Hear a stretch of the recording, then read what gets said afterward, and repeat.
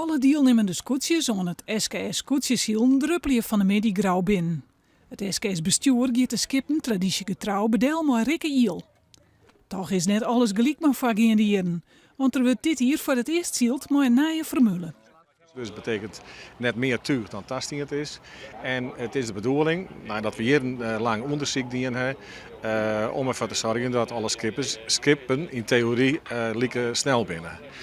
Dat houdt ik in dat het er haast op aankomt van hoe binnen skippers en hoe binnen bemanningen. Dat is in feite binnen de partijen die straks de trosslag jamaaien. En net meer het skip. De skippen die het snelst winnen, altijd, die zijn nog steeds het snelst. Die romvorm die verloren is net. En skippen die in het verliezen altijd snel binnen, die zijn nou nog snel. Alleen nog maar stil waar, hij ze ietsje nadeel kregen, maar met Hudewijn hij is het voordeel. Dus qua eerlijkheid, we komen dichter bij elkaar. En dat is de bedoeling van het hele verhaal.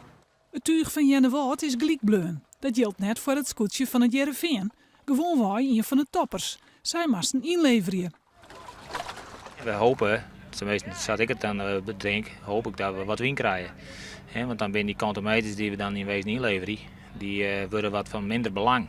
Als dit waren of een koeltje heeft, die krap om 5 kantometer die we inleveren moeten hebben, dat is wel natuurlijk een aderlating.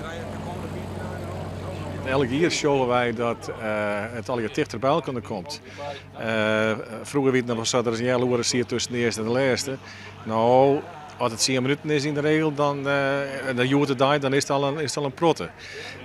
Dus het betekent dat het spannender wordt. Het betekent dat er meer mogelijke winnaars binnen. En dat betekent dat we, als het beetje kent, tot op de laatste dag dan het witte kampioen is.